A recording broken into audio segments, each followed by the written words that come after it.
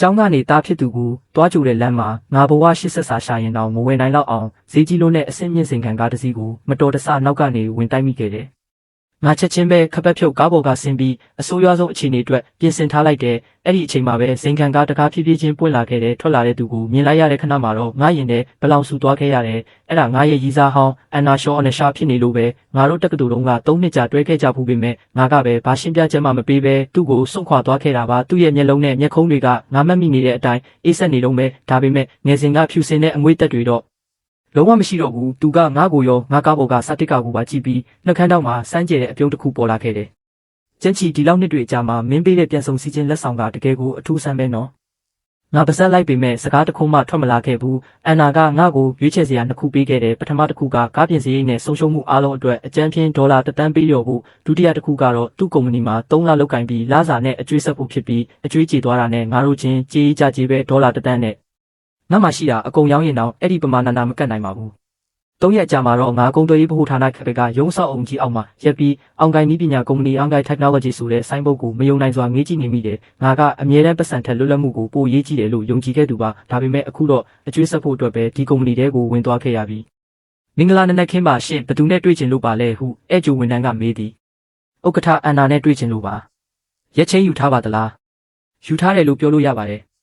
သူ့ရဲ့မျက်နှာပေးကချက်ချင်းဆိုသလိုစီးပွားရေးဆန်သွားပြီးခဏအကြာမှာငါ့ကိုအပေါ်ထက်စီပို့ပေးခဲ့တယ်။ဥက္ကဋ္ဌအန်နာရှင်းစီရက်ချင်းယူထားတဲ့ကျန်းချီရောက်နေပါပြီ။ငါရုံးခန်းထဲဝင်သွားတော့အန်နာကငါ့ကိုတီတီငိမ့်ငိမ့်ပဲကြည့်လိုက်တယ်။ဆိုတော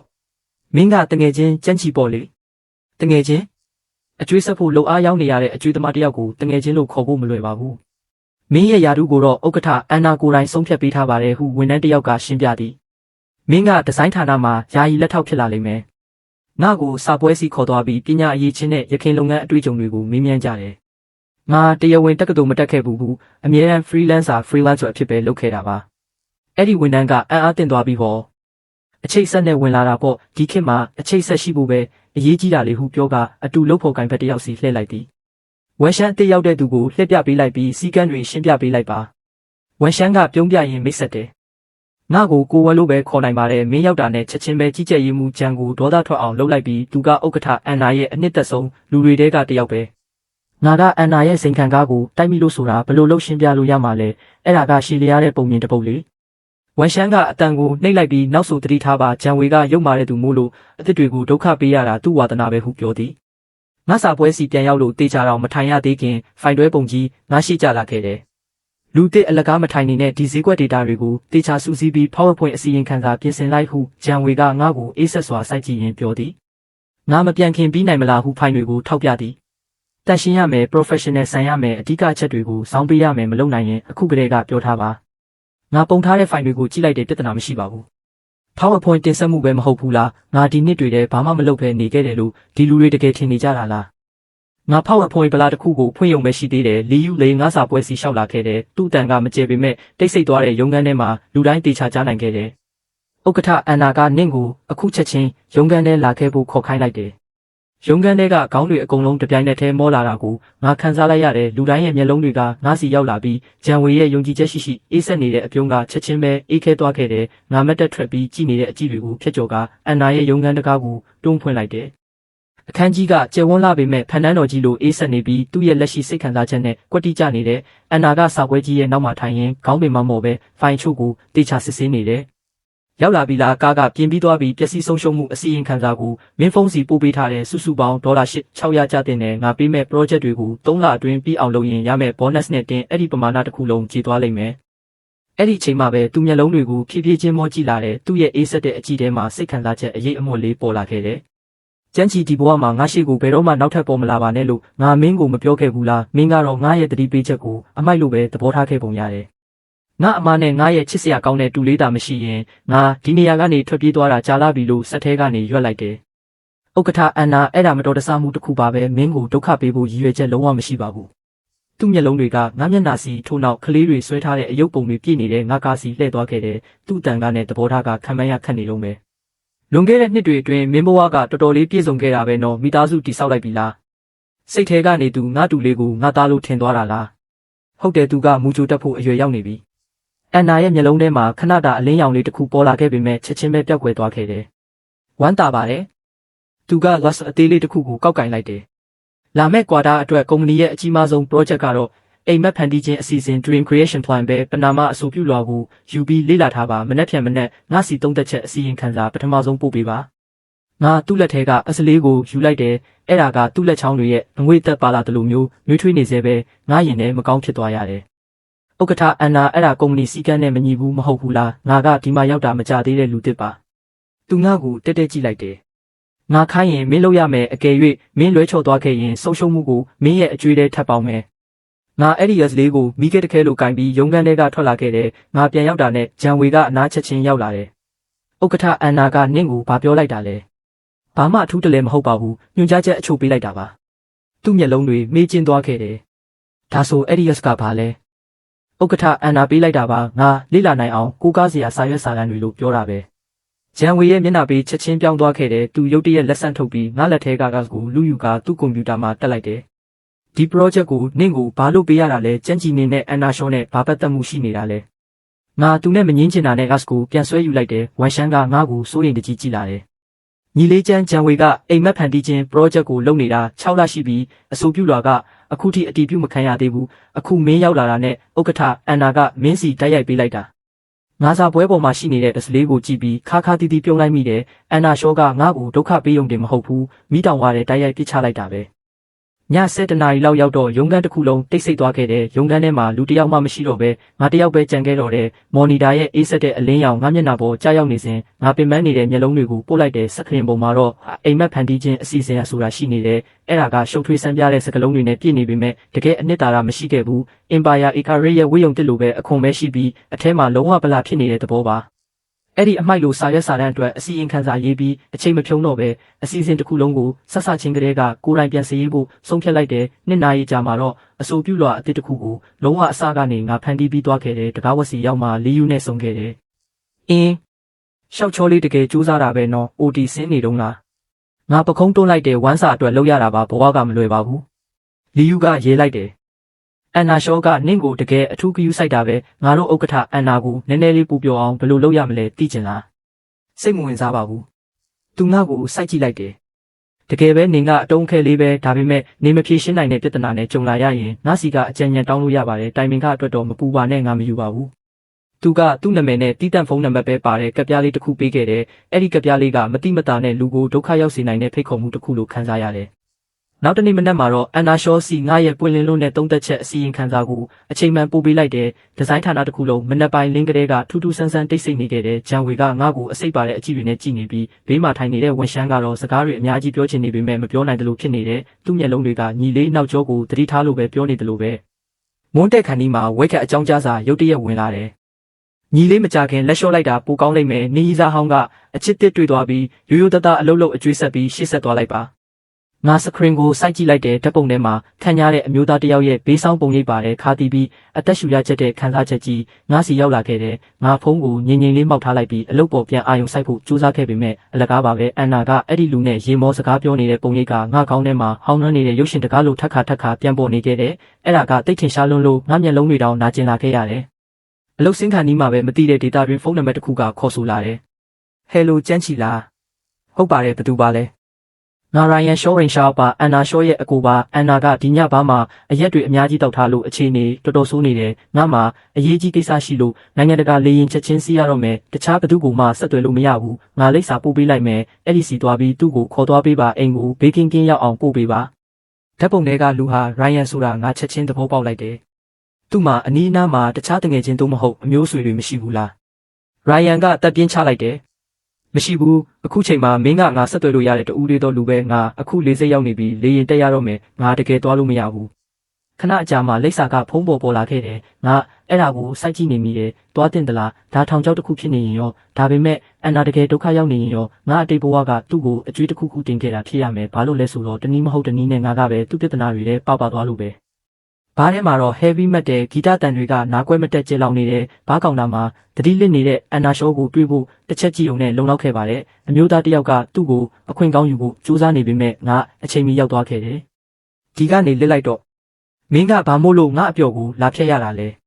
ဲဘာတစ်ခုလုံးချက်ချင်းရုပ်တဲတဲဖြစ်သွားခဲ့တယ်ဗတ်ပေါင်းစုံကနေလူတွေအော်ဟစ်လာကြတယ်င ငါရုပ်ရုပ်တဲတဲဖြစ်နေတာကိုအခွင့်ကောင်းယူပြီးလုံးဝမူးမောက်နေတဲ့အန်နာကိုတွဲပြီးအပြင်ထွက်ခဲ့တယ်။တက်စီပေါ်ရောက်တော့အန်နာကဝေဝါးနေတဲ့မျက်လုံးတွေကိုဖြည်းဖြည်းချင်းဖွင့်ပြီးလိပ်စာတစ်ခုကိုတိုးတိုးလေးပြောလိုက်တယ်။အဲ့ဒါကိုကြားလိုက်ရတဲ့ခဏမှငါရင်နဲ့ဘလောင်ဆူသွားခဲ့ရတယ်။အဲ့ဒါငါတို့တက္ကသိုလ်တုန်းကပတ်စံချွေလာဖို့အတူတူငှားခဲ့ကြတဲ့တိုက်ခန်းပါပဲ။အခုလိုနှစ်ပေါင်းများစွာကြာပြီးတဲ့နောက်မှာတော့သူအဲ့ဒီမှာပဲနေတော့မှာပဲ။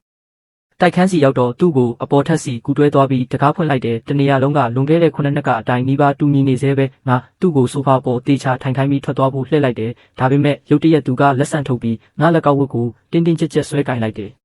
ကျင်းချီမသွားပါနဲ့သူ့တန်ကရှူးရှူးရှဲရှဲဖြစ်နေပြီးအခုသူဖြစ်နေတဲ့အေးဆက်ပြတ်သားတဲ့အမျိုးသမီးနဲ့လုံးဝမတူတော့ဘူးအဲ့တော့ငါဘာလို့ငါ့ကိုလိန်ခဲ့တာလဲဘာလို့ငါ့ကိုတယောက်တည်းထားခဲ့တာလ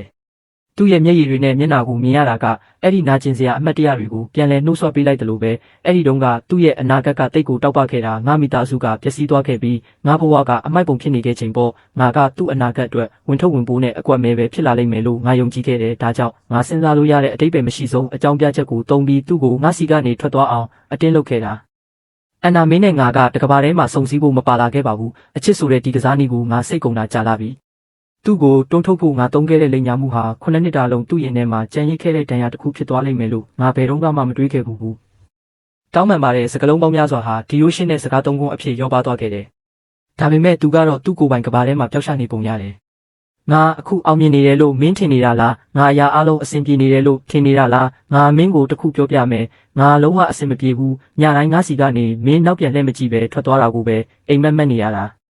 ငါငိမ့်ငိမ့်လေးတက်ပြင်းချလိုက်ပြီးလက်ကိုယုံထွက်ကသူ့မျက်ရည်တွေကိုတုပ်ပေးဖို့တ िश ူးစီလက်လန်းလိုက်တယ်ဒါပေမဲ့ငါဘာမှမလုပ်ရသေးခင်မှာပဲသူကရုတ်တရက်ငါလေပင်ကိုတိုင်းဖက်လိုက်ပြီးငါ့ကိုအောက်ဆွဲချလိုက်တယ်သူ့ရဲ့နှွေးထွေးအိဆက်တဲ့နှက်ခမ်းတွေကငါနှက်ခမ်းပေါ်ဖိကက်လာခဲ့ပြီးအရက်နံ့တွေပြင်းပြင်းထန်ထန်ပါလာခဲ့တယ်အဲ့ဒီအနံကရုတ်တရက်ဆန်ပြီးရှုပ်ထွေးနေကမျောလင်းချက်မဲ့မှုနဲ့ယူသွမှုတွေနဲ့ပြင်းနေနေတယ်ငါခေါင်းတစ်ခုလုံးလုံးဝပလာဖြစ်သွားခဲ့တယ်အခန်းတစ်ခန်းလုံးမီးတောက်သွားတယ်လို့ပဲငါကိုလုံးဝမထိန်နိုင်တော့ခင်တစ်စက္ကန့်လုံးမှာပဲဆူရှာတဲ့ဖုံးမြည်တန်တစ်ခုကပူလောင်နေတဲ့တိတ်ဆိတ်မှုကိုဓာတ်တစ်ချောင်းလိုခွဲရလိုက်တယ်အဲ့ဒါအန်နာရဲ့ဖုံးပါစကရင်ပေါ်မှာတောက်ပတဲ့စကလုံးနှလုံးပေါ်လာခဲ့တယ်ယောက်ျား husband ငါတောင့်ခဲသွားခဲ့တယ်ဆိုတော့သူအိမ်အောင်ကျသွားပြီပေါ့ငါရေရွတ်လိုက်တယ်ကျင်းချီမင်းတကယ်ကိုအယူပဲစတင်ချိန်ကလေးကဒေါသထွက်ပြီးစိတ်ရှုပ်ထွေးစွာနဲ့ငါအဲ့ဒီအသက်ရှူချက်စရာတိုက်ခန်းထဲကနေပြေးထွက်လာခဲ့တယ်နောက်တနေ့မနက်မှာတော့ငါကုမ္ပဏီစီပင်ပန်းနွမ်းနေတဲ့ပုံစံနဲ့ရောက်လာခဲ့တယ်မနက်10နာရီအထိငါစာပွဲမှာထိုင်ပြီးဘာမှမဖြစ်ခဲ့တယ်လို့ဟန်ဆောင်နေခဲ့တယ်ကွက်တီ10နာရီမှာပဲတောက်ဖက်နဲ့တန်ထင်းထင်းလင်းလင်းကရုံကန်းထဲမှာပဲ့တင်ထက်သွားခဲ့တယ်အန်နာရှောကမလိုအပ်တဲ့စိတ်ခံစားချက်တွေမပါတဲ့မျက်နှာနဲ့ပေါ်လာခဲ့တယ်သူ့ရဲ့မျက်နှာပေးကတည်ငြိမ်နေပြီးဥက္ကဋ္ဌရုံကန်းထဲကိုတန်တန်မတ်မတ်ရှောက်သွားခဲ့တယ်မင်းညကငါ့ကိုငိုယိုပြီးနမ်းခဲ့တဲ့အမျိုးသမီးဟာမတည်ရှိခဲ့ဘူးလို့ပါပဲမွန်းလွဲပိုင်းရောက်တော့အန်နာရဲ့ရုံတွင်းဖုန်းကတိတ်ဆိတ်မှုကိုခွဲရလိုက်တဲ့ဒီဇိုင်းဌာနတစ်ခုလုံးကိုအစည်းအဝေးခန်းတဲ့ထန်ချက်ချင်းအစီရင်ခံဖို့အကြောင်းကြားခဲ့တဲ့အစည်းအဝေးခန်းထဲကလေတုက PR တွေကိုညှစ်ထုတ်လို့ရလောက်အောင်တင်းမာနေခဲ့တဲ့အန်နာကပင်မနေရမှာလုံးဝဘာငူရမှမရှိတဲ့မျက်နှာနဲ့ထိုင်နေတယ်ဒီအစီရင်ခံစာကိုဘသူရေးတာလဲငါရေးတာပါဂျန်ဝေကရုတ်တရက်မတ်တက်ထွက်ပြီးငါ့ကိုထောက်ပြလိုက်တယ်ဥက္ကဋ္ဌအန်နာဒါကိုကြည့်ပါဦးဒါလုံးဝအတိတ်ပဲမရှိတာပါသူကယာယီအလုပ်သမားအစ်စ်လေးတာတစ်ဖြစ်တာဘာသိလို့လဲငါတို့အဖွဲ့ရဲ့6လစာလုပ်တွေကိုအသုံးမကျဘူးဆိုပြီးပယ်ချဖို့ဘလို့တောင်တက်တိရှိတာလဲသူကအာယုံစိုက်ခံခြင်းနေတာထင်ရှားပါတယ်အန်နာကသူ့ကိုကြည့်ပင်မကြည့်ခဲ့ပါဘူးသူ့ရဲ့တည်ငြိမ်တဲ့မျက်လုံးတွေကငါးစီမှာပဲဆွေးမြဲနေခဲ့တယ်မင်းဖန်တီးထားတာကသူ့အလုပ်ထက်ပိုကောင်းတယ်လို့တကယ်ထင်တာလားဂျန်ဝေကချက်ချင်းတုံ့ပြန်လိုက်တယ်ဥက္ကဋ္ဌအန်နာဒါပိုကောင်းတာပိုဆိုးတာမဟုတ်ပါဘူးဒီ project ရဲ့အနာဂတ်ကအရေးကြီးနေတာပါငါသူ့ကိုတက်ကြည့်လိုက်တယ်။ကြီးကြပ်ရေးမှုဂျန်ရဲ့အစီအစဉ်ကတည်ဆုံပြီးသား project တစ်ခုအတွက်လှလှပပရေးထားတဲ့ဝန်ထဲကြောင်းတဝန်လွာနဲ့တူပါတယ်။ငါအစီအစဉ်ကတော့အသက်ရှင်နေအောင်လုပ်ပေးမဲ့ရှေးဦးတူနာပြုလက်ဆွဲစာအုပ်နဲ့ပို့တူပါတယ်။အခန်းထဲကလူနှဲငယ်တိတ်ဆိတ်သွားခဲ့တယ်။ဝေါ့အခုတော့နင်ကငါ့ကိုအထောက်ထားမရှိပဲဆွဆွဲနေတာပေါ့ဂျန်ဝေကဒေါသတကြီးပြောလိုက်တယ်။ data တွေကိုပဲစကားပြောခိုင်းလိုက်ပါဟုငါပြန်ဖြေလိုက်သည်ဈေးကွက်မှာလက်တလောရေပန်းစားနေတဲ့ထုတ်ကုန်3ခုရဲ့ဘဝစဝန်းတစ်ခုလုံးသူတို့ရဲ့တုံးဆွဲသူ profile တွေနဲ့နောက်ဆုံးမှာကြာရှုံးသွားရတဲ့အဓိကအကြောင်းရင်းတွေကိုငါလေ့လာဆန်းစစ်ခဲ့တဲ့ကြီးကြပ်ရေးမှုဂျန်အကုန်ယူဆုံးအချက်3ချက်ဟာအဲ့ဒီကြာရှုံးသွားတဲ့ထုတ်ကုန်တွေကျူးလွန်ခဲ့တဲ့အမှားအတိုင်းထပ်တူထပ်မျှပြုလုပ်ထားတာပါငါခဏရက်လိုက်တယ်တနည်းအားဖြင့်ပြောရရင်ကြီးကြပ်ရေးမှုဂျန်ကအားလုံးကိုအဲ့ဒီထုတ်ကုန်တွေတွားခဲ့တဲ့လမ်းအတိုင်းတချိုင်းစီတန်တန်မတ်မတ်ဥဆောင်ခေါ်သွားနေတာပါငါပြောလိုက်တဲ့စကားတိုင်းနဲ့အတူဂျန်ဝေရဲ့မျက်နှာကပုံမိုးဖြူဖြော့သွားခဲ့တဲ့အန်နာကတိတ်ဆိတ်စွာနဲ့ငါစကားပြီးသည့်အထိကြည့်နေခဲ့တဲ့သူ့ရဲ့နှဆိုင်တဲ့မျက်လုံးတွေထဲမှာတခုခုဝင်းလက်သွားတာကိုတခြားဘယ်သူမှသတိမထားမိနိုင်ခဲ့ပါဘူးသူကပြောင်းလဲနေတဲ့စာပွဲပေါ်ကိုလက်ချောင်းလေးတွေနဲ့ဖြည်းဖြည်းချင်းခောက်လိုက်တယ်ဂျန်ဝေမင်းမှပြောစရာတခြားရှိသေးလား ဂျန်ဝေရဲ့နှက်ခမ်းတွေတုံရီနေပေမဲ့စကားတခုမှထွက်မလာခဲ့ဘူးအန်နာကနောက်ဆုံးမှစကားပြောလိုက်တယ်ကောင်းပြီဒီနေ့ကစပြီးအိမ်မက်ဖန်တီးခြင်း project တစ်ခုလုံးကိုကျန်းချီစီလွှဲပြောင်းပေးမယ်ဂျန်ဝေမင်းက project မှာကြံခဲ့ပြီးကျန်းချီကိုကူညီပေးပါကြန့်ရှိနေတဲ့အလုပ်တွေကိုပြီးအောင်လုပ်ပါသူ့ရဲ့ဆုံးဖြတ်ချက်ကတိတ်ဆိတ်နေတဲ့ရေပြင်ထဲကိုကြောက်ခဲကြီးတစ်လုံးပစ်ချလိုက်တယ်လို့ကြားရောက်သွားခဲ့တယ်။ယာယီအလုပ်သမားအစ်လေးတစ်ယောက်က6လကြာလုပ်ကင်ခဲ့တဲ့ကြီးကြပ်ရေးမှုစီကနေအဓိက project ကြီးကိုထိန်းချုပ်ခွင့်လူယူသွားခဲ့ပြီးဂျန်ဝေရဲ့မျက်လုံးတွေထဲမှာငါ့ကိုကြည့်နေတဲ့မုံတီးမှုတွေနဲ့ပြင်းထန်နေခဲ့တယ်။ဒါပေမဲ့ငါလုံးဝမပြောခဲ့ပါဘူး။အန်နာကဒါကိုအကွက်စစ်စစ်ကစားသွားခဲ့တာပါ။စကားနှင်းငယ်နဲ့ပဲငါ့ကိုမိတောင်ဝမှာတိုက်ရိုက်တင်ပေးလိုက်ပြီးဂျန်ဝေဆိုတဲ့မိုင်းပုံးတစ်လုံးကိုငါပေးမှာထောင်ပေးလိုက်တာပဲ။ငါစီဝေးခန်းတဲကထွက်ခါနီးမှာပဲအန်နာကရုတ်တရက်ခေါ်လိုက်တယ်ခဏဆောင်အောင်ငါနောက်ပြန်လှည့်လိုက်တယ်မင်းညကအတွက်ကျေးဇူးပါဟုသူကပြောသည်ငါအမူအရာကိုပုံမှန်တိုင်းထားလိုက်တယ်ဥက္ကဋ္ဌအန်နာမင်းငါကိုဂုံဖော်ပေးလို့နေပါပြီဘာပဲဖြစ်ဖြစ်ငါမင်းကိုအကျွေးတင်နေတော့မယ်လေမင်းကိုကူညီပေးတာကငါလုပ်ပေးနိုင်တဲ့အနည်းဆုံးရာပါနောက်ပြန်လှည့်မကြည့်ပဲအစည်းအဝေးခန်းထဲကထွက်လာခဲ့တယ်ဒီလိုနဲ့အိမ်မက်ဖန်တီးခြင်း project ရဲ့တကယ်တိုက်ပွဲကစတင်ခဲ့တော့တယ်ဂျန်ဝေကလောင်ပြုံးပြုံးရင်းချက်ချင်းစကားပြောလာတယ်ဝေါ့ဒရိုက်တာကျန်းတီဌာနမှာရှိတဲ့လူတိုင်းအခုကစပြီးနင့်ပုံမှာပဲလုံးဝမိခိုရတော့မယ်ထင်တယ်အလုပ်သေးသေးလေးဖြစ်ဖြစ်အလုပ်ကြီးကြီးဖြစ်ဖြစ်အမိတ်ပဲပေးလိုက်ပါငါအပြည့်အဝပူးပေါင်းဆောင်ရွက်မယ်လို့ကတိပေးပါတယ်ငါပြန်ဖြေဖို့စိတ်မဝင်စားခဲ့ဘူးအဲ့ဒီအစာဝန်ရှမ်းရဲ့စာပွဲစီတန်တန်မတ်မတ်လျှောက်သွားခဲ့တယ်ကိုဝန်ငါကိုကူညီပါအောင်လွန်ခဲ့တဲ့နှစ်အတွင်းအဖွဲ့ဝင်တယောက်ချင်းစီရဲ့ကိုရေးရာဇဝင်တွေနဲ့သူတို့လုပ်ခဲ့တဲ့အဓိက project တွေကိုပို့ပေးပါရပါတယ်ငါအခုပဲပို့ပေးပါမယ်ဂျန်ဝေရဲ့မျက်နှာပေးအမှောင်ကျသွားခဲ့တယ်ကျန်းနေဘာလို့ဖို့စူးစမ်းနေတာလဲတရားဝင်တာဝန်မယူရသေးဘူးငါရဲ့လုပ်ပိုင်ခွင့်ကိုကြော်လွန်ပြီးအဖွဲ့တစ်ခုလုံးရဲ့အချက်လက်တွေကိုထိန်းချုပ်ဖို့လုပ်နေတာပဲအဲ့ဒါတော်တော်ယုံမာတဲ့အကွက်ပဲငါသူ့စီလှည့်လိုက်တယ်ငါမျက်လုံးတွေကအေးဆက်နေပေမဲ့နှက်ခမ်းထောက်မှာတော့တာမန်အပြုံးလေးတစ်ခုရှိနေခဲ့တယ်ကြီးကြပ်ရေးမှုဂျန်မင်းအတွေးလွန်နေပါပြီငါလူမှန်နေရမှန်ခံထားနိုင်ဖို့လူတိုင်းရဲ့စွမ်းဆောင်ရည်နဲ့လွန်ခဲ့တဲ့အတွေ့အကြုံတွေကိုနားလည်ဖို့လိုအပ်တာပါအဲ့ဒါကိုစွမ်းဆောင်ရည်ပုံမူတည်ပြီးအလုတ်ခွဲဝေတာလို့ခေါ်ပါတယ်ဒါမှမဟုတ်မင်းရဲ့လုပ်ပိုင်ခွင့်ကကိုယ့်အဖွဲ့ရဲ့အခြေခံအချက်လက်တွေကိုဖုံးကွယ်ထားမှာပဲကာကွယ်နိုင်တော့အောင်ထိခိုက်လွယ်နေလို့လားငါမွန်းလွဲပိုင်းတစ်ခုလုံးကိုဖိုင်တွေအောက်မှာနှမြုပ်လိုက်ပြီးနောက်ဆုံးမှာတော့အိမ်မက်ဖန်တီးခြင်း project အတွက်အသေးစိတ်ပုံစံတစ်ခုကိုစုစည်းနိုင်ခဲ့တဲ့ကုမ္ပဏီပြင်ဘက်ကိုထွက်ချင်းပဲပြောင်းလဲနေတဲ့ Ferrari Ferrara အနီရောင်တစ်စီးငါရှိမှထိုးရက်သွားခဲ့တဲ့လီယူကမှန်တင်ပေါက်ကိုလျှော်ပြီးပြုံးပြလိုက်တယ်။ရှော့ချောလေးပဲသွားမလို့လဲအမလိုက်ဖို့ပေးရမလား။ဆက်ချင်းမှာတော့ငါညင်းမလို့ပါပဲဒါပေမဲ့အန်နာရှုံးမှာတရားဝင်ခင်မိုးရှိနေပြီဆိုတာငါတတိယသွားခဲ့တယ်။ငါဘာလို့သူ့အတွက်ငါရဲ့တစ္ဆာရှိမှုကိုထိမ့်သိမ့်နေရအောင်မလဲ။ကောင်းပါပြီဒုက္ခပေးမိတာအားနာပါတယ်။လီယူကပြုံးလိုက်တယ်ဘယ်မှာစားခြင်းလဲ။အနီးနားမှာလမ်းဘေးကင်ပုံးတန်းရှိတယ်အကင်ကောင်းတယ်လမ်းဘေးအကင်လားငါသဘောကျတယ်နင်လိုပါရမီရှင်တယောက်ကဒီလောက်မြေပြင်ဆင်းလိုက်မယ်လို့ငါတကယ်မထင်ထားဘူးရောက်တာနဲ့ငါကအမလီဒီညစာငါတကားခံမယ်ကြိုက်တာမှာပါဟုပြောလိုက်တယ်သူကရင်လိုက်တယ်ဝေါ့နင်ဘယ်ချိန်ကချမ်းသာသွားတာလဲငါမချမ်းသာပါဘူးငရဲတကားဝကိုသွားခဲ့ပြီးဘာလိုနဲ့အသက်ရှင်လျက်ပြန်ရောက်လာတယ်လို့ပဲပြောကြပါစို့ငါတို့ခွက်ချင်းရွှွှွှဝေအောင်ရိုက်ပြီးလွတ်လွတ်လပ်လပ်စကားပြောခဲ့ကြတယ်လီယူကတိတ်ကိုထက်မြက်တာပါတောက်เสียအနေငယ်တောက်ပြီးတဲ့နောက်သူကအန်နာရှောနဲ့ငါကြာကရှုပ်ထွေးတဲ့ဆက်ဆံရေးကိုသဘောပေါက်သွားခဲ့တယ်ဆိုတော့နင်းနဲ့ငါတို့ဥက္ကဋ္ဌအန်နာကတကယ်ကိုဆိုးရွားတဲ့အတိတ်သမိုင်းရှိခဲ့တာပေါ့ဒါတွေကအတိတ်မှာကြံခဲ့ပါပြီအဲ့ဒီလိုပါပဲလီယူကသဘောပေါက်သည့်အပြုံးနဲ့ပြုံးလိုက်တယ်ဆိုတော့သူကနင့်ကိုကလက်စားချေဖို့လက်စားချေနှိပ်စက်နေတာပေါ့စိတ်ဝင်စားဖို့ကောင်းလိုက်တာငါတို့ဥက္ကဋ္ဌအန်နာကဒီနယ်ပယ်မှာရေခဲပြီးရင်မလို့နာမည်ကြီးတာသူ့မှာဒီလိုရှုပ်ထွေးတဲ့ပုံမြင်ရှိလိမ့်မယ်လို့ငါလုံးဝမထင်ထားဘူးသူနောက်ထပ်တငုံတောက်လိုက်တယ်ဆိုတော့နင်ဘာလို့ဖို့စီစဉ်ထားလဲအကျွေးဆက်ဖို့သူ့စီမှာ3လတဲ့တကယ်အလုပ်လုပ်ပေးမှလားငါတက်ပြင်းချလိုက်တယ်ငါမှာဘာရွေးချက်စရာရှိလို့လဲပျက်စီးသွားတာတွေအတွက်ဒေါ်လာထောင်ပေါင်းများစွာကိုဘယ်ကနေသွားရမှာလဲလီယူကအနာတိုးလာခဲ့တယ်ငါမှာအကြံတစ်ခုရှိနိုင်တဲ့ကုမ္ပဏီကလက်ရှိမှာဖူနန်ကာပီတယ်ဖလူနန်ကက်ပီတယ်နဲ့စာချုပ်ကြီးတစ်ခုအတွက်ညှိနှိုင်းနေတဲ့သူတို့ရဲ့ CEO ကအိမ်မက်ဖန်တီးခြင်းအစီအစဉ်တွေရဲ့နောက်ွယ်ကလူနဲ့တီးတန့်တွေ့ချင်နေတာအကယ်၍နင်မှာအဲ့ဒီသဘောတူညီချက်ကိုယူနိုင်တဲ့အရေးချင်းရှိရင်ဒီမှာ3လအလုပ်လုပ်ဖို့မေးလိုက်ပါဥက္ကဋ္ဌအန်နာကနင့်ကိုလက်ဖက်တယောက်လိုတောင်ဆက်ဆံလာလိမ့်မယ်ငါမျက်လုံးတွေမေးကျင်းသွားခဲ့တဲ့ဖူနန်ကာပီတယ်ကဒီနယ်ပယ်မှာတံမဏိတိုင်းကြီးတစ်ခုလိုတတ်မှတ်ခံထားရတာပါသူတို့ကိုစာချုပ်လက်မှတ်ထိုးအောင်စီယုံဖို့ကခက်ခဲလွန်းလို့နာမည်ကြီးတဲ့ဂျန်ဝေက2လကြာအောင်လုပ်ခဲ့တာတောင်ဒရိုက်တာရုံးခန်းတကားကဘယ်ဘက်ကိုပွင့်လဲဆိုတာတောင်အခုထိမသိသေးဘူးဖူနန်ကာပီတယ်ရဲ့ CEO နဲ့ပတ်သက်ပြီးထူးခြားတာမျိုးရှိလားဟုငါမေးလိုက်သည်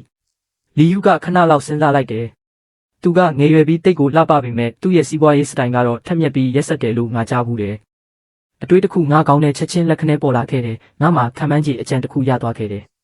ကောင်းပြီငါမှအစီအစဉ်ရှိပြီလို့ထင်ပါတယ်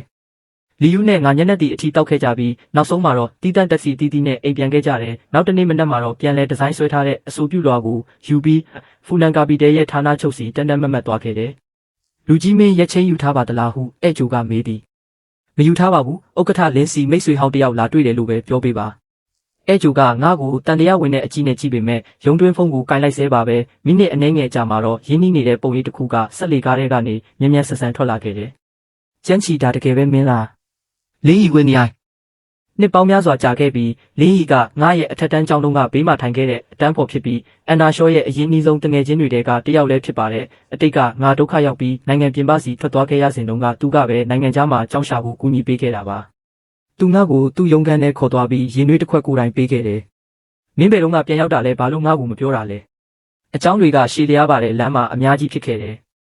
ငါမကြသေးမီကဖြစ်ပျက်ခဲ့သမျှကိုအချင်းချုပ်ရှင်းပြလိုက်တယ်လင်းဤကချက်ချင်းမျက်မှောင်ကျုပ်လိုက်တယ်အန်နာရှော့အဲ့ဒီကောင်းပါတဲ့မိမကအခုထိယူနေတော့မယ်ငါအခုပဲသူ့စီဖုန်းဆက်ပြီးစူပူလိုက်မယ်မလောပါနဲ့ဦးငါဒီနေ့တကယ်တော့စီးပွားရေးအတွက်လာတာပါ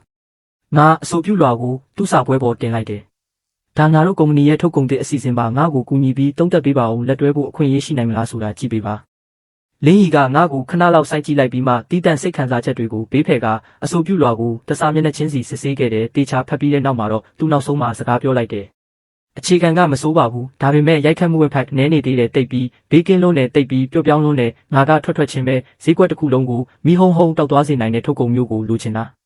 သူငါ့ကိုကြည့်လိုက်တယ်ငါ့ကို3ရက်ပေးပါမင်းအတွက်အစကနေအဆုံးပြန်ဒီဇိုင်းဆွဲပေးမယ်သဘောတူတယ်ငါစောင့်နေပါမယ်ငါပြုံးလိုက်ပေမဲ့သူကချက်ချင်းထပ်ပြောခဲ့တယ်ပထမဆုံးမင်းကိုပိုင်အကူအညီတစ်ခုပေးဖို့သဘောတူရမယ်အခြေအနေကဘာလဲဒီညအဓိကစီးပွားရေးညစာစားပွဲတစ်ခုရှိတယ်မင်းငါနဲ့လိုက်ခဲ့ရမယ်ညစာစားပွဲကိုတိတ်ကိုဈေးကြီးတဲ့ဟိုတယ်မှာကျင်းပတာပါလင်းကြီးကငါအတွက်ဈေးကြီးတဲ့ဝတ်စုံတစ်ခုတောင်တီးတန့်စီစဉ်ပေးခဲ့တယ်မှန်ထဲမှာအရက်ရှိရှိနဲ့တက်တက်ရဲရဲဖြစ်နေတဲ့ငါရဲ့ပုံရိပ်ကိုကြည့်ရင်ငါကိုယ်တိုင်တောင်ဒီလိုမြင်ရတာထူးဆန်းနေခဲ့တယ်လင်းကြီးကပြုံးလိုက်တယ်မင်းမတကယ်ကိုထက်မြက်တဲ့အမွေသက်ရှိတာပဲဒီဝတ်စုံနဲ့မင်းကြည့်လို့တိတ်ကောင်းနေတယ်ငါတကယ်လိုက်ရမှာလားမဖြစ်မနေပါဒီညမျိုးတဲကအရေးပါတဲ့လူကြီးပိုင်းတွေအကုန်လုံးရှိနေမှာအဲ့ဒီထဲမှာမင်းရဲ့အန်နာရှော့လည်းပါတယ်လေငါရင်ထဲခဏမြရက်တန့်သွားခဲ့ရတယ်ငါသူ့ရဲ့အစီအစဉ်ကိုချက်ချင်းသဘောပေါက်လိုက်တယ်မင်းဒါကိုတမင်လောက်တာမဟုတ်ဘူးလာ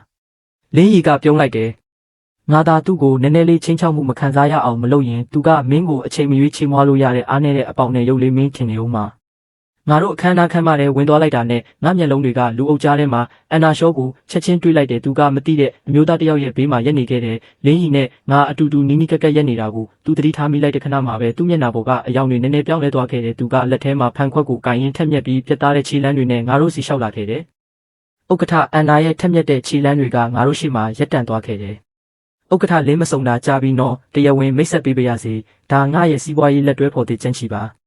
အန်နာရဲ့မျက်လုံးတွေကငါစီလှည့်လာခဲ့တယ်မစ္စတာကျန်းဘဝကလူတွေကိုမျက်နှာချင်းဆိုင်ပြန်ဆောင်ပေးတဲ့စမ်းကြဲတဲ့အမှုပညာရှိတာပဲဒီမှာမင်းနဲ့ပြန်ဆောင်ရလိမ့်မယ်လို့ငါလုံးဝမထင်ထားခဲ့ဘူးသူခဏရက်လိုက်ပြီးထပ်ပြောခဲ့တယ်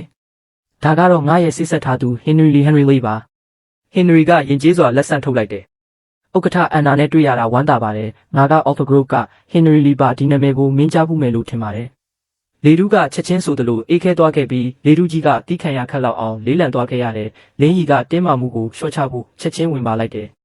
အန်နာငါနဲ့လိုက်ခဲ့ပါဟိုဘက်မှာစကားပြောကြရအောင်အန်နာကငါ့ကိုဘေးဆောင်အကြည့်ပေးပြီးလင်းကြီးနဲ့အတူထွက်သွားခဲ့တယ်ငါရင်နဲ့ရှုပ်ထွေးပြီးလေးလံနေခဲ့တယ်စိတ်ဆက်ထားသူတဲ့သူတကယ်ပဲမင်္ဂလာဆောင်ဖို့စီစဉ်နေတာလာ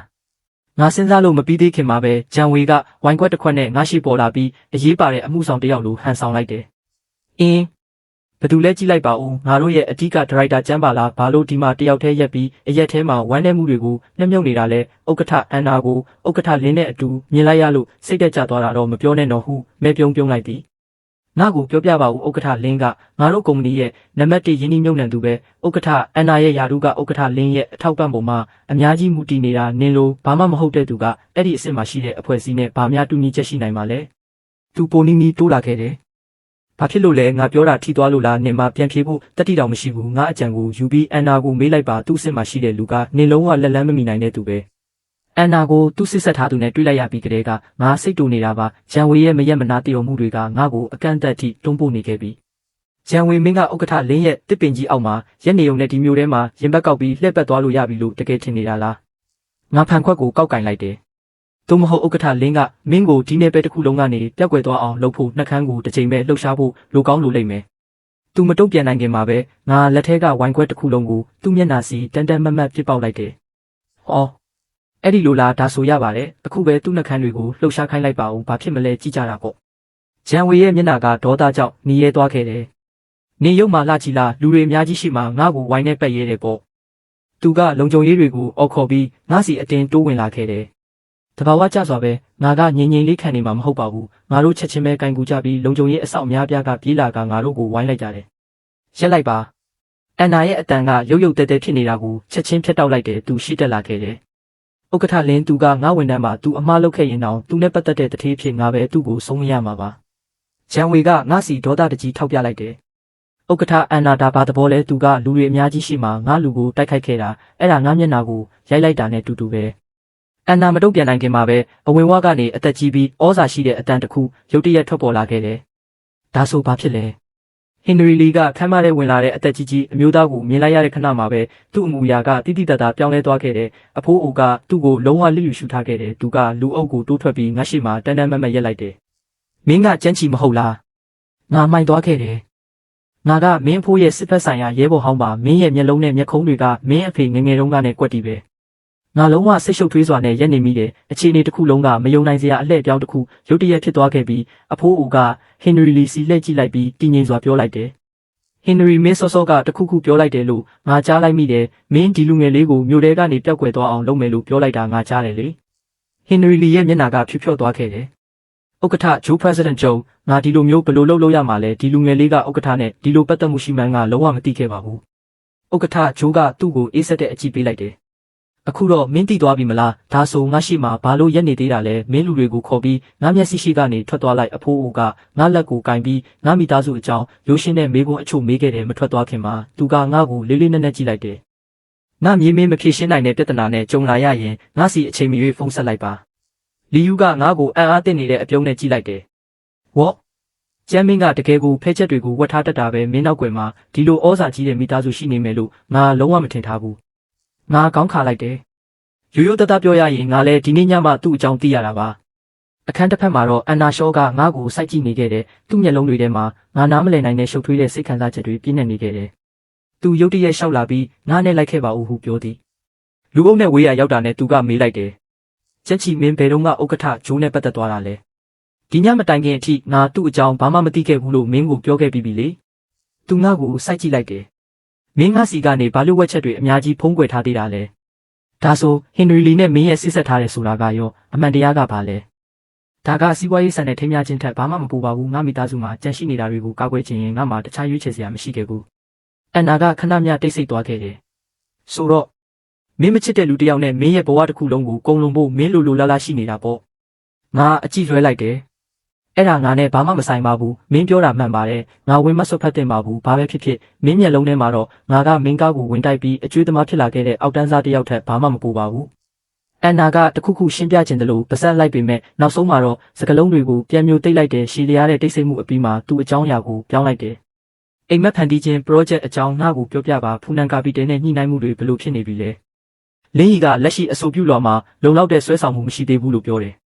အန်နာကခေါင်းညှိလိုက်တယ်ငါနားလဲပါပြီမနေ့ပြန်မနေ့မှာ project ရဲ့ဗဟိုချက်အချက်လက်တွေကိုကြည့်ရှုခွင့်ပေးမယ်ကြမ်းချီဒါမင်းရဲ့နောက်ဆုံးအခွင့်အရေးပဲငါ့ကိုစိတ်ဓာတ်မကျစေနဲ့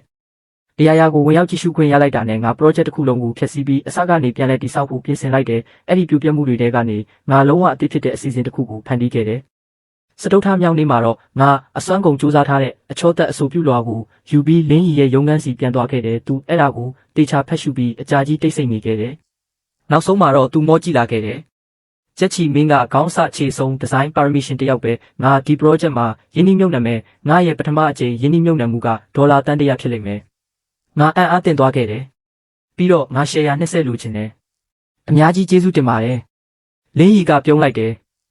မင်းဘာလို့ငါ့ကိုကျေးဇူးတင်နေတာလဲဒီအဆိုပြုလွှာအစ်စ်ကဈေးကွက်ကိုတုံးလောက်သွားစေမှာတေးချတယ်ဒီလောက်အမျက်ဆုံးရနိုင်ခြင်းများတဲ့အရာတစ်ခုမှာယင်းနှိမ့်မြုပ်နှံဖို့အခွင့်အရေးပေးတဲ့အတွက်ငါကပဲမင်းကိုကျေးဇူးတင်ရမှာပါသူမတ်တက်ထက်လိုက်တယ်လာပါအမကအောင်ပွဲခံဖို့မင်းကိုအစားအသောက်ကောင်းကောင်းသွားကျွေးမယ်ငါခေါင်းခါလိုက်တယ်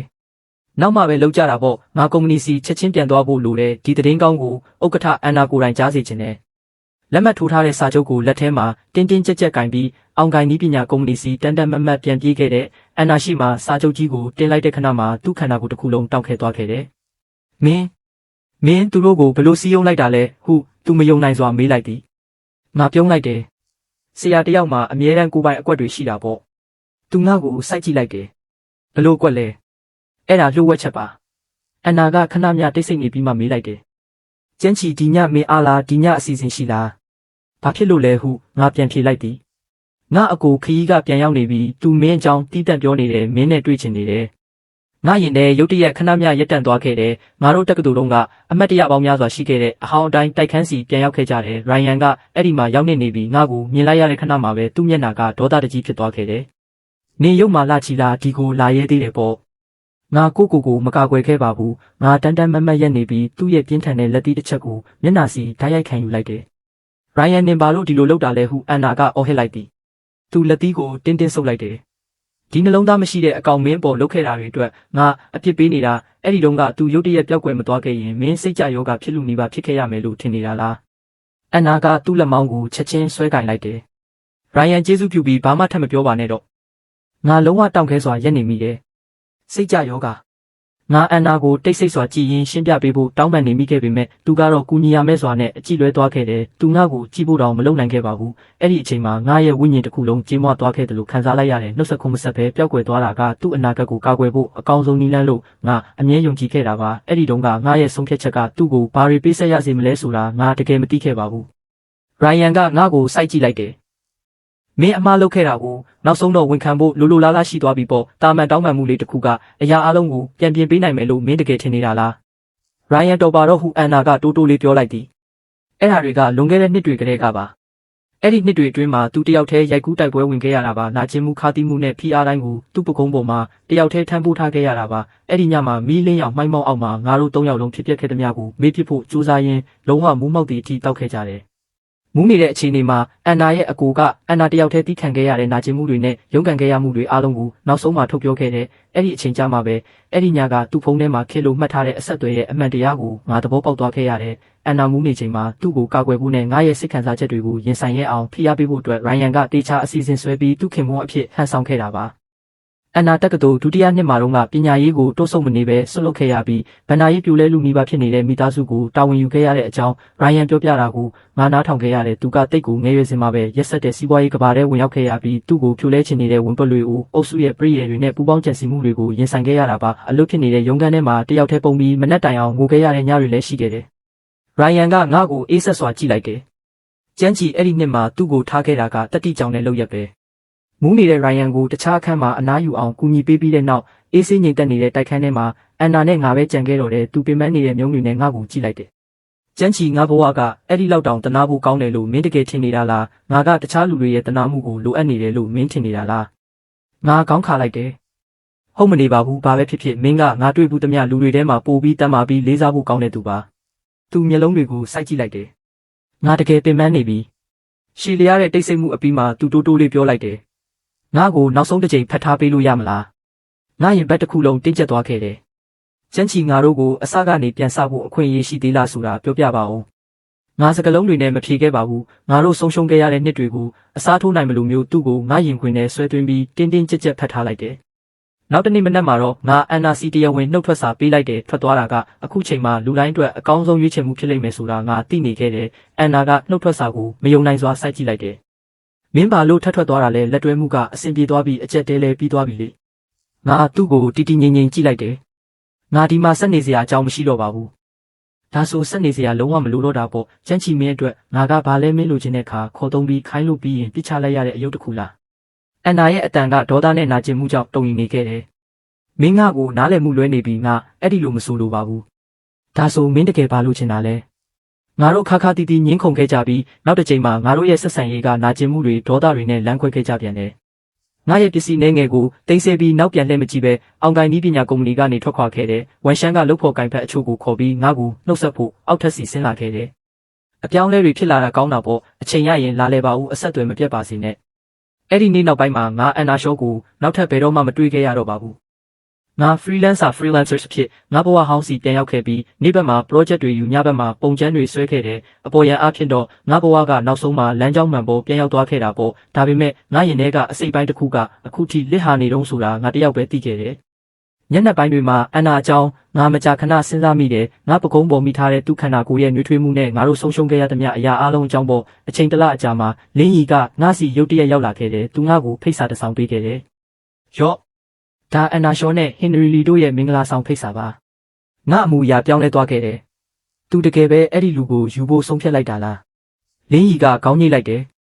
Alpha Group ကအောင်ကိုင်နည်းပညာစီကနေယင်းနှိမ့်မြုပ်နှံမှုကိုရုပ်သိမ်းလိုက်လို့ကုမ္ပဏီရဲ့ဘဏ္ဍာရေးလုံးဝပြိုလဲသွားခဲ့တဲ့ Henry Lee ကအဲ့ဒီအခြေအနေကိုအသုံးချပြီးအန်နာကိုအတင်းလက်ထပ်ခိုင်းခဲ့တာသူကအန်နာရဲ့ပျော်ရွှင်မှုကိုအဓိကအပေါင်းပစ္စည်းဖြစ်သုံးနေတာပါအခုဆိုသူ့ကိုဗတ်ပေါင်းစုံကနေဝိုင်းထားတာမို့လို့သူ့မှာတခြားထွက်ပေါက်မရှိတော့ဘူးမင်္ဂလာဆောင်ကဘယ်တော့လဲတပတ်ခါအဲ့ဒီညမှာငါပတင်းပေါက်ပေးမှထိုင်ပြီးစစ်လိတ်တပူးလုံးတောက်ခဲ့တယ်ငါလုံးဝအိတ်လို့မရခဲ့ဘူးနောက်တနေ့မနက်မှာတော့ဥက္ကဋ္ဌဂျိုးရဲ့စံအိမ်စီတန်တန်မတ်မတ်မောင်းသွားခဲ့တယ်ငါရဲ့စုဆောင်းငွေအားလုံးနဲ့မိဘတွေငါအတွက်ထားခဲ့တဲ့အိမ်ဟောင်းရဲ့ပိုင်ဆိုင်မှုစာရွက်စာတမ်းတွေကိုစာပွဲပေါ်တင်လိုက်တယ်ဘိုးဘိုးဂျိုးငါမှာပတ်စံပမာဏအများကြီးလိုအပ်နေပါတယ်သူငါကိုလေးလေးနက်နက်ကြည့်လိုက်တယ်မင်းဒါကိုတကယ်လှုပ်ချင်တာတေချာရဲ့လားမင်းရဲ့ဘဝတစ်ခုလုံးစုဆောင်းငွေကိုပုံအောနေတာနော်ငါတေချာစဉ်းစားပြီးပါပြီငါနောက်တရမှာမဟုတ်ပါဘူးမင်္ဂလာဆောင်မဲ့နေ့မှာတော့ငါရိုးရှင်းတဲ့ဝင်ဟန်းကိုကားတစ်စီးကိုငါပြီးအခမ်းအနားကျင်းပရနေရစီအချိန်ပြည့်နဲ့မောင်းသွားခဲ့တဲ့ဖះเจ้าကိုဒန္နာကြီးပုံမြင်တဲ့ကလိုဈေးကြီးပြီးရင်သက်ရှုမောဖွယ်ပြင်ဆင်ထားခဲ့တဲ့အန်နာကတန်ရှင်းတဲ့မင်္ဂလာဝတ်စုံဖြူကိုဝတ်ဆင်ထားခဲ့တဲ့သူကတိတ်ကိုလှပလွန်းလို့ငါအသက်ရှူရတာတောင်ရက်တက်မတက်ဖြစ်ခဲ့ရပေမဲ့လူအုပ်ကြီးကြားတဲ့ကနေတောင်သူ့မျက်လုံးတွေထဲမှာပုံကွယ်နေတဲ့နှက်ဆိုင်တဲ့ဝမ်းနည်းမှုနဲ့တိတ်ဆိတ်မှုကိုငါမြင်နေခဲ့ရတယ်အခမ်းအနားစတင်ခဲ့တယ်မစ္စတာလီဟောင်မစ္စအန်နာရှောကိုတင့်စနီးအဖြစ်လက်ခံပါသလားဟင်နရီကပြုံးလိုက်တယ်လက်ခံပါတယ်အချိန်ပေါင်းထောင်ပေါင်းများစွာလက်ခံပါတယ်ပွဲမိတ်ပေးသူကအန်နာစီလှည့်လိုက်တယ်မစ္စအန်နာရှောတင်လက်ခံပါသလားအန်နာကခဏမြတိတ်ဆိတ်နေပြီးမှခေါင်းကိုဖြည်းဖြည်းချင်းမောလိုက်တယ်ငါလက်မခံပါဘူး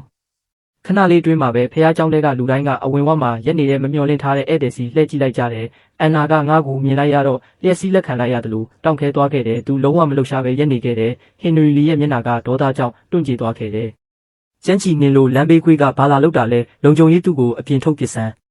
ငါသူ့ရဲ့အော်ဟစ်တန်တွေကိုလစ်လူရှုထားလိုက်တယ်ရင်ဘက်အိတ်ထဲကစာရွက်စာတမ်းတစ်ခုကိုထုတ်ပြီးဟင်နရီရဲ့ထောက်ကြွားနေတဲ့မျက်နှာစီတန်တန်မတ်မတ်ဖြစ်ပေါက်လိုက်တယ်ဟင်နရီလီတေချာနားထောင်ပါအောင်ကိုင်နီးပညာကုမ္ပဏီကနေအခုချက်ချင်းထွက်သွားပါသူတုံရီနေတဲ့လက်တွေနဲ့စာရွက်စာတမ်းကိုကောက်ယူလိုက်တယ်ဒါကအောင်ကိုင်နီးပညာရဲ့1060ကိုလွှဲပြောင်းပေးတဲ့သဘောတူညီချက်ပဲ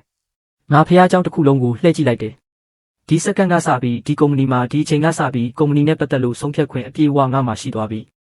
ဟင်နရီလီရဲ့မျက်နှာကဖြူဖြော့သွားခဲ့တယ်မဖြစ်နိုင်တာဒါမဟုတ်နိုင်ပါဘူးနင်လိုဘာမှမရှိတဲ့အကောင်ကဒီဆရာတွေကိုဝယ်ဖို့ပတ်စံဘဲကရမှာလဲငါသူ့ကိုတီတီငိမ့်ငိမ့်ကြည့်လိုက်တယ်ငါပတ်စံဘဲကရလဲဆိုတာစုံစမ်းဖို့ဥက္ကဋ္ဌလီရဲ့အလုံးမဟုတ်ပါဘူးမင်းလူတွေကိုခေါ်ပြီးထွက်သွားလိုက်ပါဟင်နရီကအန်နာကိုဒေါသနဲ့အရှက်ရမှုတွေပြည့်နေနေတဲ့မျက်နှာနဲ့ကြည့်လိုက်တယ်ဘေးပတ်ဝန်းကျင်ကလူတိုင်းကတူတူတူတူပြောဆိုပြီးထောက်ပြနေကြတာကြောင့်သူ့ရဲ့မာနကိုမျိုးသိပ်ပြီးအမီးကုတ်ကထွက်သွားရတော့တဲ့အန်နာကငါ့ကိုမယုံနိုင်စွာစိုက်ကြည့်လိုက်တယ်ကျန်းချီမင်းလုံးဝယူသွားပြီလားငါပြုံးလိုက်တယ်လုံးဝယူသွားတာပါငါသူ့စီဖြည်းဖြည်းချင်းရှောက်သွားပြီးသူ့မျက်နှာပေါ်ကမျက်ရည်တွေကိုအသားရတုပ်ပေးလိုက်တယ်ငါတကယ်ယူသွားတာပါလွန်ခဲ့တဲ့9နှစ်ကငါရဲ့တနာဆက်ပွဲအတိတ်ပဲမရှိတဲ့မာနကြောင့်ငါမျက်စိကွယ်ခဲ့ရပြီးမင်းကိုငါလက်နဲ့ပဲတွန်းထုတ်ခဲ့မိတယ်9နှစ်အကြာမှာတော့အဲ့ဒီအမှားမျိုးထပ်မလုပ်တော့ဘူးမင်းကိုတစ်စက္ကန့်လေးတောင်မဆုံးရှုံးချင်တော့ဘူးငါအသက်ပြင်းပြင်းရှုလိုက်တယ်အန်နာဒီဆရာတွေကိုဝယ်လိုက်တာကငါ့ကိုလုံးဝမွေးပြကျသွားစေခဲ့တယ်အဲ့ဒီအပြင်မဟာဆိုင်အကျွေးကြီးတစ်ခုပါတင်သွားခဲ့တယ်ဒါပေမဲ့ငါမင်းကိုတင်နေတဲ့အကျွေးကိုဖြည်းဖြည်းချင်းပြန်ဆက်ရင်ငါဘဝကျန်တာကိုကုံလုံးဖို့လိုလိုလားလားရှိပါတယ်အဲ့ဒါအချစ်အကျွေးပါပဲငါသူ့ရဲ့မျက်ရည်ပြည့်နေတဲ့မျက်လုံးတွေကိုစိုက်ကြည့်လိုက်တယ်ငါ့ကိုလက်ထပ်မလားငါလက်ထဲကလက်စွပ်ကိုကြည့်ရင်သူ့မျက်လုံးတွေထဲမျက်ရည်တွေပြည့်ရှံသွားခဲ့တယ်တုံရီနေတဲ့အပြုံးနဲ့အတူသူဖြည်းဖြည်းချင်းခေါင်းငိမ့်လိုက်တယ်ငါလက်စွပ်ကိုသူ့လက်ချောင်းမှာစွပ်ပေးလိုက်ပြီးသူ့ကိုငါရင်ခွင်ထဲဆွဲသွင်းလိုက်တယ်ငါကဘာမှမရှိတဲ့တနာဆက်ဖွယ်အကောင်လေးတာဖြစ်ပေမဲ့မင်းတကယ်ပဲငါ့ကိုလက်ထပ်ဖို့လိုလိုလားလားရှိရဲ့လားသူမျက်ရည်တွေကြားကနေပြုံးလိုက်တယ်တောင်းပန်ပါတယ်မင်းကိုတိတ်ကြကြီးစောင့်ခိုင်းခဲ့မိတယ်ပြီးတော့သူတိုးတိုးလေးပြောလိုက်တယ်ငါမင်းကိုချစ်တယ်3 လအကြာမှာတော့ငါအိမ်မှာဆိုဖာပေါ်မှာတက်တောင့်တက်တာလဲနေရင်ဖုန်းကိုပေါ့ပေါ့ပပပို့နေစဉ်အန်နာကအော်ခေါ်လိုက်တယ်ဟေးဥက္ကဋ္ဌအန်နာဘာဖြစ်လို့လဲသူ့မျက်လုံးတွေမေးကျင်းသွားခဲ့တယ်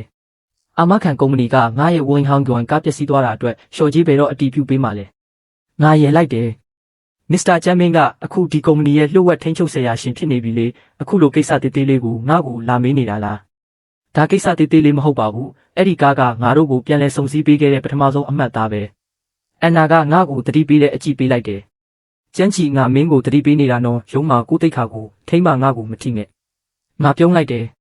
ကောင်းပြီဒါဆိုအိမ်ပြန်ကြတာပေါ့အဲ့ဒီမှာပဲမင်းကိုထိတော့မယ်ပါပြင်ပေါ်မှာပပလေးနီးရဲသွားခဲ့တယ်အပြင်ဘက်မှာနေအောင်ကြီးကတောက်ပစွာတာယာနေပြီးလာမယ့်နှစ်တွေကတော့အေးချမ်းကနှွေးထွေးနေတော့မှာပါ